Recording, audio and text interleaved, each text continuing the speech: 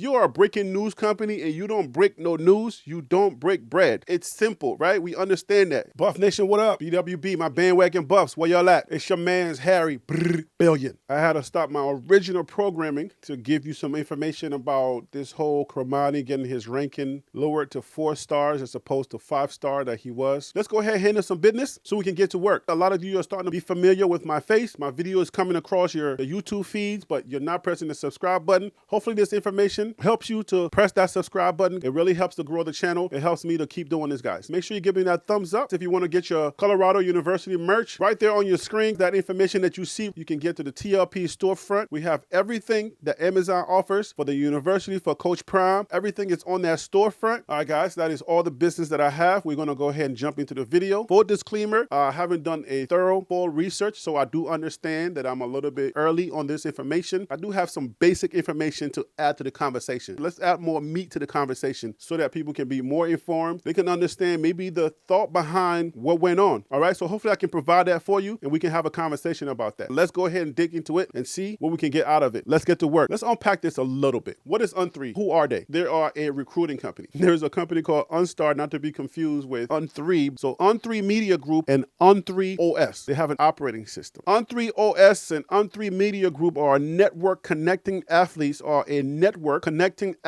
fans, coaches, and brands through content and data from the founders of Rivals.com and 247sports.com. Most of our information that we get, we try to make sure that it comes from credible sources, especially if you are a responsible journalist or if you are a responsible reporter. We have to dig a little deeper into this information. You know what I'm saying? There are cause and effect. Is there something that happened to make that 5-star a 4-star? Do you have an explanation? Or are you just going to put it out there and make it seem as if it's an emotional decision? So if it's an emotional decision, then as a rating company, how can we trust you? Or as this whole Cormani situation, whatever's going on, they got to figure that out. And they have to understand there's a lot riding on this information. I know you want to take your time and you want to make your decision. I totally understand that, and every parent should do that. Let the ball come to you, all right? Let the game come to you. Slow it down in your head and let it come to you. Don't feel any pressure from outside sources. It's better for you to hold the information until you are ready to make a decision than for you to put it out there and then don't come through. You got to understand, like, your word has to be bound in this business. A lot of people are depending on your word or your data in order for them to eat at the end of the day. Company raises or somebody getting promoted is also riding on the fact that they had a relationship with you. They called you on the phone and be like,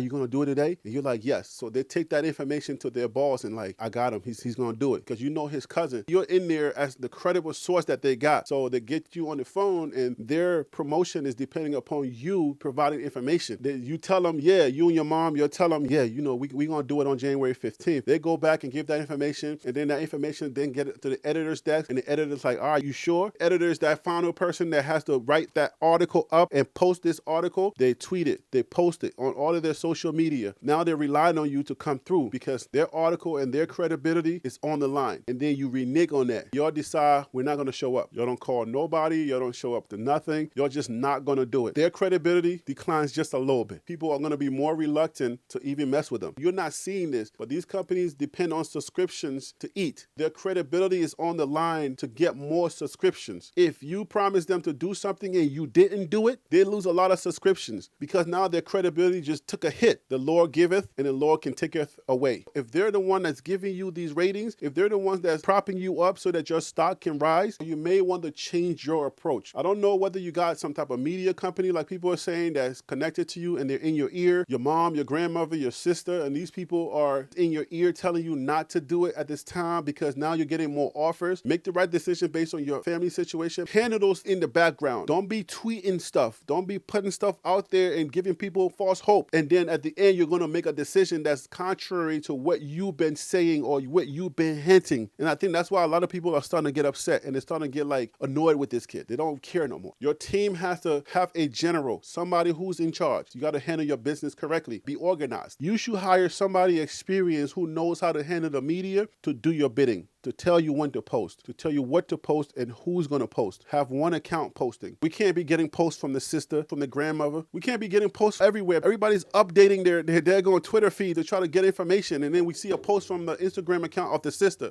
Yes, and then we're all going crazy. We out here making videos, and we're like, yes, here we go. We got the news. We got it. And people are looking to break news. Some of these channels depend on that breaking news. The breaking news always brings the crowd in. It may behoove them to hire somebody who's good with the media. Y'all might want to spend a little bit of money, get somebody in your corner, make the right decisions. This is how we're going to tweet. This is when we're going to tweet. This is who's going to tweet. We're not going to have everybody tweeting and then getting everybody excited. You're going to become public enemy number one. That makes your public stock go down. And once people stop caring, don't care how high you jump, bruh. Just go jump over there. Like, I don't care how fast you run. Just turn around and run over there, okay? You don't want that. You want to be in the good grace of people still. You want to understand how to use the media, just like Coach Prime knows how to use the media. You want to get some of that. So maybe it might be in your best interest to come to this guy so he can teach you guys how to use the media to benefit what you're trying to do. This is the thing about On3. On3 is actually more credentialed than people think. When people are online saying they will never be relevant in college football or they will never be relevant in all of sports, that's just hot air. That's just emotional stuff. The thing that we have to know is this. There's a process for recruiting. Let me give you a little bit of glimpse on how to get these stars. Okay, keep this in mind, guys. I want you to lock this in. On3 and On3OS, they were started by the founders of Rivals.com and 247 Sports. If you founded these two companies, you're pretty cemented in the recruiting world. This is where we're getting most of our information from. How do they get the stars? Let's get this information real quick. This information that I'm getting is from Bleacher Report, and it was written by C.W. O'Brien. College Football Recruiting for Beginners, Part 1. How are players recruited? All right, so CW starts off by saying recruiting is not an exact science. Nobody can measure your heart.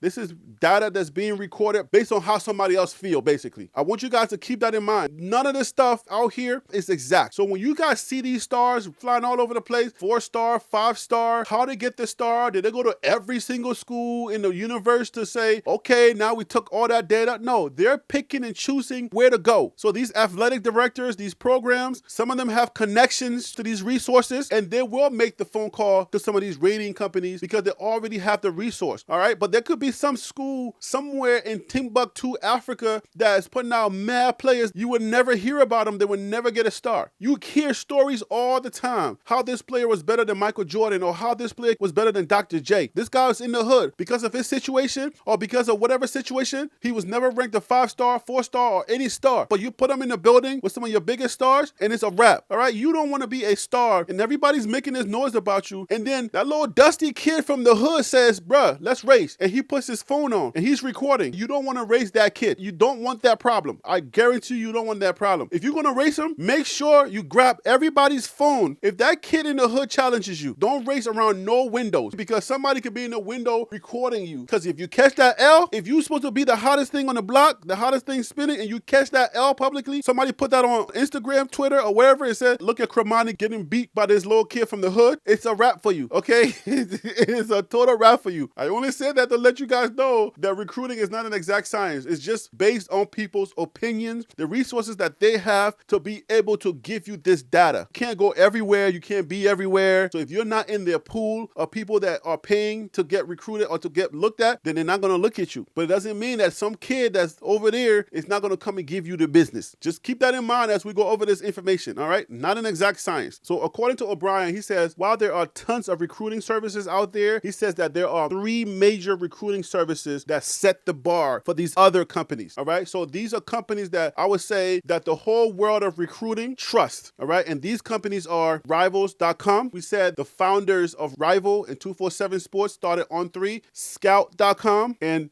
ESPN. Those are the 3 major companies, or those are the 3 companies that set the bar when it comes to recruiting and recruiting information. Before you get upset, you have to understand where some of these companies are. How are these potential prospects, how are they vetted? The number 1 will be game film study. All prospects are evaluated using as much film as possible. The more film on a prospect, the better the services analysis. They get to see more than 30-second clips that they post for viewers. We can take it back to that little kid that's in the video room at your high school. If you are an athlete, it might behoove you to maybe be nicer to that kid. He's filming. I'm just going to drop this right here and leave it here. It might be nice to get to know those people because they they provide the tape that these companies get to make up their mind. Some of these high schools, they're still using VHS tapes. They haven't really updated their video system. So some of y'all might want to, next time you're filming your kid, you might want to take a tripod or something and put that camera on the tripod so that when they score or when they do something exciting, you're not like, yes, he did it. Then when they start looking for footage for the highlight reel, they're getting your, yes, he did it, right? I'm just, like I said, I'm just going to drop that off.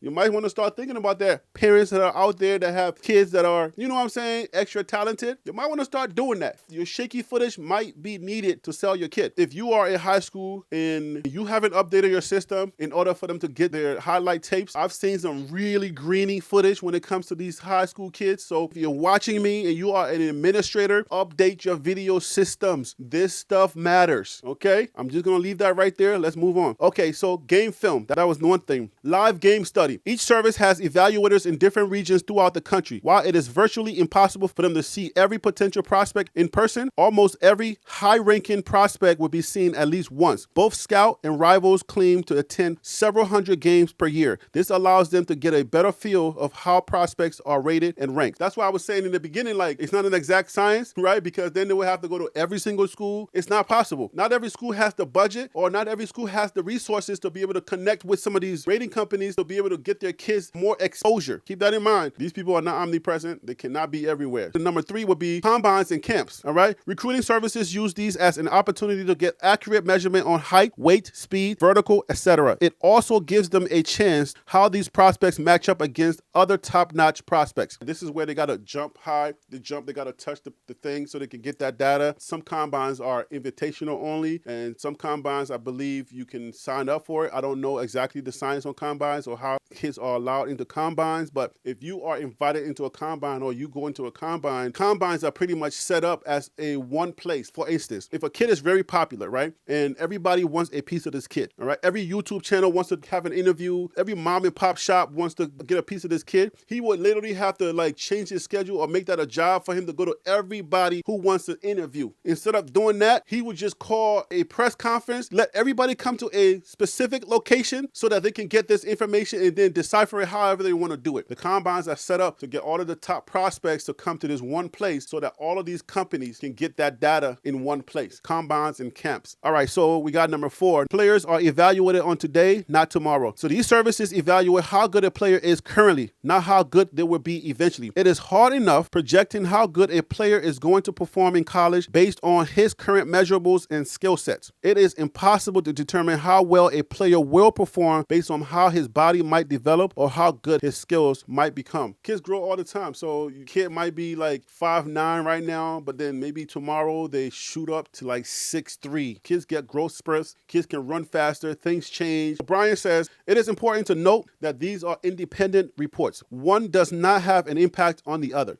Let's talk about the stars and then we can wrap this up, guys. So 5 stars equals great prospect. Game ready as a true freshman. Prospect has the ability to be a difference maker immediately. That's what a 5-star is. So whenever you see a 5-star, that means that this person can play right now. LeBron James can make an immediate impact from high school straight to the NBA. All right, so 4-star equals very good prospect. The recruit can contribute as a freshman and be a difference maker early in his career. So we're going from great prospect to good prospect. Almost the same as a 5-star. The 5-star can definitely start right now. The 4-star is good. Proceed with a little bit of caution on both, but proceed with a little bit more caution on the 4-star. But 4-star, you're almost like a 5-star basically. All right, so 3-star athlete. 3-star athlete, good prospect, can contribute to a program and eventually start, but still needs some development to be effective. You know what I'm saying? They're still trying to figure it out. They're still trying to figure out who they are. They're still trying to understand their talent. Maybe some coaches are not able to really bring that animal out of them. So it's not like a 3-star can't be a 4 or a 5-star, but they just haven't figured it out yet. Still have some developing to do. They still have to understand their legs, their arms. We see that in athletics all the time. Somebody comes in as a 3-star, then the next year they're out playing some of the 5-stars. You're like, what happened? They just weren't ready yet. Those people, probably some of your best people because they haven't really figured it out yet, but then you give them an opportunity or under the right coach, they start like sprouting out, they start prospering like right away. Leadership plays a part too. Certain coaches know how to take certain prospects and groom them. Grooming plays a big part in these kids too. You get the right person, they talk to you the right way, get the right coach, start saying the right things to you, they start treating you like a human being more than just another player. They start instilling some confidence inside of you,